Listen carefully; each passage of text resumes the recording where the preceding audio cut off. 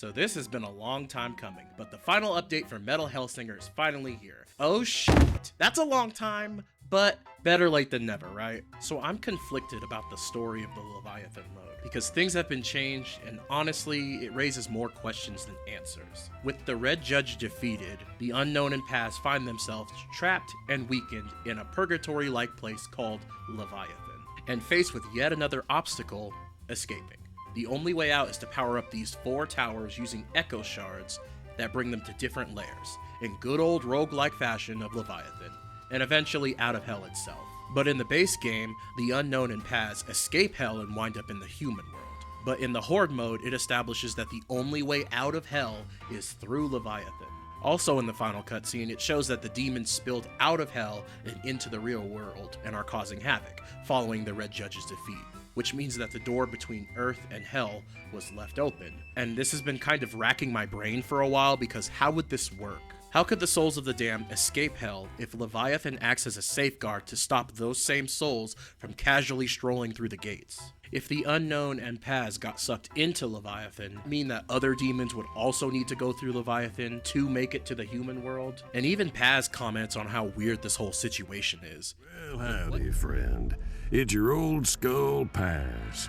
I know what you're thinking. Me and the Unknown was supposed to be in heaven by now, fighting the all together, but never was much of a planner, I guess. With what he says, it makes me ask the question, is this mode even canon? How this story is structured has caused me to come up with my own theories on the matter. First, either this mode is confusing on purpose because it's just more setup that'll be answered later in the sequel. Second, this is just a bonus mode that has no effect on the plot, causing me to fall into this whole rabbit hole for no damn reason. Or third, that it's an alternate timeline. I really hope that this one isn't the case. Does Hell really need alternate timelines, or dare I say, a multiverse? It sounds cool in concept, and a lot of things can be done musically with that, like each dimension could be like another genre of rock, but like the execution and how that could go is definitely gonna require more budget, is what I'm trying to say. I mean, it is a unique idea in theory. I don't think many other properties have done something like that, like a multiverse in Hell. And I know a lot of people have already hit kind of a multiverse fatigue because it's one of the most popular storylines now. But the thought of alternate afterlives could go either way. Ultimately, I don't really want it, but if they do happen to go this direction, I hope they come at it with an interesting angle. We'll take a break from the story for now and circle back later. But now you're probably wondering, how does the gameplay fare? I like it. This mode is definitely what this game needed, and it's something that I wished for back in my Dream of the Beast video. And since this game is relatively short in terms of like content wise, it's perfect. Unlike other roguelike modes like Final Fantasy XVI's Kairos Gate, which definitely doesn't feel like Bloat for a 4 to 5 hour DLC and even longer base game. It fucking sucks if I didn't make that clear. It doesn't overstay its welcome. This mode taught me to use everything in my arsenal. For example, the ultimate pots. The name sounds dumb as fuck, but when it pops up after you complete a round, it is one of the most broken abilities in this mode. It completely recharges your ultimate attack for free whenever you see this symbol over a pot and break it. It completely saved me on my first successful run. I really like how in this mode, you need to have mastery over every weapon in the game, since weapons in this mode don't stay for very long because of the decay mechanic. In true roguelike fashion, you are heavily nerfed, but that doesn't just apply to you, but also your weapons. So when the bar at the bottom of the screen runs out, your weapons will wither away in your hands like one-ply toilet paper. So if you're ever in a place where you have a weapon and it's about to wither away, and you see a new one in the menu after completing a round, pick the new weapon, don't say screw it and try to go in with Terminus and Paz, because unless you have upgraded them, they will be borderline useless and will get you killed. You can sacrifice the new currency you get called Void Echoes after completing each round to re-roll for better perks, but the trade-off between using them for permanent upgrades or staying alive during your attempts to escape Leviathan. It's been a long time coming, but I fear I need to apologize. To the right red hand. It's so good in this mode, and definitely one of the best guns for running into a corner and unloading into everything with buffs. But that would be a cool idea for a challenge run to complete this mode without buffs. But speaking of weapons, we got a new one, the Telos bow. A bow that has a quick fire mode and a charge shot mode. Pressing the right trigger will fire a quick shot that does moderate damage, but holding it down does a more powerful charge shot. It severely slows you down while aiming, trading speed for damage. With an ultimate that lets you rain down arrows. It's a really good tool when trapping enemies in a corner. This weapon really excels far away as a bow typically does, as in running in a corner and pot-shotting enemies as they get closer. I really respect in this mode, you cannot buy all the permanent upgrades. No mid-maxing. No mid-maxing. You need to make deliberate choices as to what perks you want to acquire.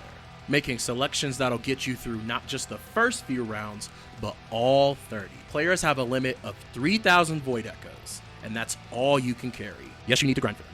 Using them to craft a build that can cover all your bases is essential. You don't even need to reach the 3,000 limit to complete this mode. This is the build that I completed the mode with. And I can't believe I'm saying this, I did my math. For the general tree, it'll take you about 800 Void Echoes to max out everything on that upgrade tree. The health tree will run you about 1,125. The sigil tree is a whopping 1,740. And lastly, the combat tree is a staggering 3,080, more than you can actually carry, with a total of 6,475 Void Echoes to upgrade everything. This is the most math I have ever done for this channel, so if it's wrong or if the developers change it before this video goes up, don't. I will find you. Don't. The following section contains spoilers for an update that came out 6 months ago. Oh shit, if you honestly care. Anyway, there's another unknown in Leviathan, and reading her entry in the bestiary states that the death of the Red Judge caused reality to fracture. Thus, 2 unknowns, and possibly more, judging by the final cutscene. The Void Unknown doesn't have a past, so she's been trapped in Leviathan, slowly losing her mind, which is something I didn't expect to see, like a clone of the Unknown when playing this for the first time. Honestly, I expected something a little more on the nose, like a gigantic serpent, or anything else for that matter, because this fight is way too easy. Yeah, if you're standing still as the Void Unknown peppers you with bullets, then you're not gonna have a good time. But I don't think you're gonna struggle in this boss fight because the lead up is more challenging than the actual fight. Most of the time, when she's not spamming AoE, she just stands there, like just flat out in the open, and you could just gun her down and then roll credits. Now, don't forget to pre-order the VR version of the game. Maybe it's just because of the build I had, because I had no trouble with this boss. I even came at this fight with low health and still pulled through. It was a disappointing fight that ultimately ends with a disappointing story, which leads me to hope that this is just a bonus mode that has no canonical tie-ins to the sequel, because this story ain't it. And if this is followed up in the sequel, then I'm really worried and concerned for how that game is gonna play out. So through the entire story, Paz is stressed out because he believes that the Unknown is upset with him, because the duo end up in Leviathan instead of on Earth like in the original ending of the base game. So the entire story of this mode is based around this internal drama, and it goes nowhere. They find out that they've been to Leviathan before, and Paz thinks that the Unknown will leave him as soon as they open the final gate. And getting there is she gives a nice speech before doing just that, ditching Paz like he feared. We were still too weak. I just didn't have enough juice for the both of us. Only one of us was getting out, so I did what I had to. Azaleas, foolish, sweet soul. This wasn't your fault.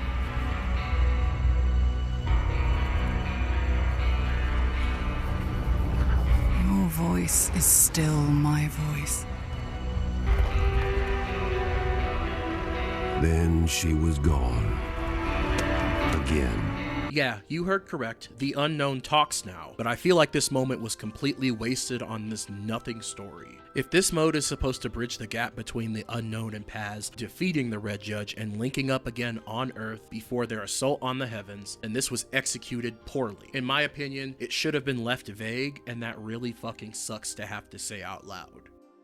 This game has such interesting gameplay and lore, but I feel like budgetary restrictions really held this back. The opportunity to really expand on the Unknown and Paz is just pissed away. And now that it's established that the Unknown can actually talk, I find it really aggravating that she just stands there scowling the entire time they're in Leviathan. There could have been some back and forth dialogue between the two, but it's nothing. What is the point of this? Did the unknown know how Paz was feeling? If she did, why didn't she say anything to him as they fought through Leviathan? And why did she just fucking leave him there?